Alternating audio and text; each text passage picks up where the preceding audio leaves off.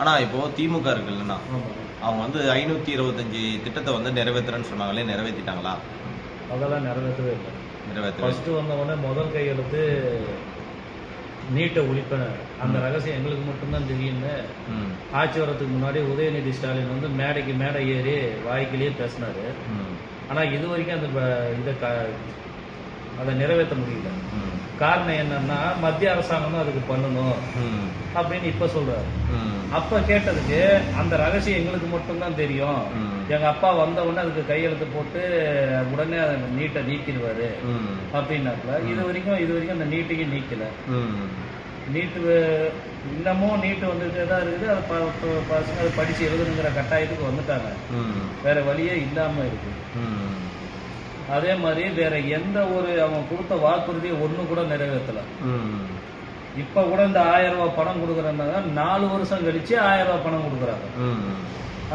இந்த wine shop எல்லாம் மூடுறேன், டாஸ்மாக் எல்லாம் மூடுறேன் அப்படின்னு சொன்னாங்க. அதுவும் இல்லை, இன்னும் எக்ஸ்ட்ராவா திறந்துட்டு இருக்கிறாங்க. இப்ப பாத்தீங்கன்னா ஏதோ கிளப் 11 to 11 புதுசா வேற ஏதோ ஓபன் பண்றாங்க. அது இல்லாம இன்னும் வந்து 12 மணிக்கு திறந்துட்டு இருக்கிற ஒயின் ஷாப்பை நாம முன்னாடியே திறக்கலான்னு வந்து அமைச்சர் முத்துசாமி வந்து பிளான் பண்ணிட்டு இருக்கிறாரு. என்ன காரணம்னு கேட்டா அதுக்கு வேற ஒரு விளக்கம் சொல்றாரு. மூட்டை தூக்குறவங்களுக்கெல்லாம் வந்து கை கால் வலி ஜாஸ்தியா இருக்கிறதுனால அவங்க 12 மணி வரைக்கும் தாக்கு பிடிக்க முடியறது இல்ல, 10 மணிக்கு முன்னாடியே ஓபன் பண்ணிட்டா அவங்க எல்லாம் குடிச்சிட்டு நல்லா மூட்டை தூக்குவாங்க அப்படின்னு அவர் ஒரு விளக்கம் கொடுக்குறாரு. மின் கட்டணம் மின் கட்டணம், சொத்து வரி உயர்வு எல்லாமே வந்து டபுள் மடங்கு ட்ரிபிள் மடங்கு எவ்வளவு ஏற்றிருக்கிறாங்கன்னு அவங்களுக்கே தெரியல, அந்த அளவுக்கு ஏற்றிருக்கிறாங்க.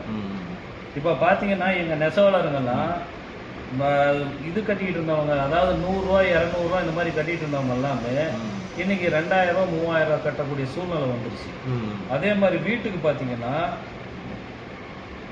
இந்த மானியம் தரணும், கேஸ் மானியம் அது வீட்டுக்கு பாத்தீங்கன்னா உங்களுக்கு 200 ரூபா 300 ரூபா கட்டிட்டு இருந்த இடத்துல எல்லாம் இன்னைக்கு 3000 ரூபா கரண்ட் பில்லு. அது ஏசி வச்சிருக்கிறவங்க எல்லாம் 10,000 ரூபா கட்டுறாங்க கரண்ட் பில்லு. அந்த மாதிரி ஏறிடுச்சு. எப்படி ஏத்துனாங்க, எதை வச்சு ஏத்துனாங்கன்னு அவங்களுக்கும் தெரியல, நம்மளுக்கும் தெரியல. ஏதோ நம்ம பில்லு போறதை இங்க கட்டிட்டு போக வேண்டியதா, இல்லைன்னா வந்து கரண்டை கட் பண்ணி போடுவேன் அப்படின்னு சொல்லி அப்போ மிரட்டியே வந்து வாங்கிடுறாங்க. சரி, திமுகவோட கிஃப்ட் குண்டு அல்வான்னு சொல்லிட்டு ஓப்பன் பண்ணி பாருங்க.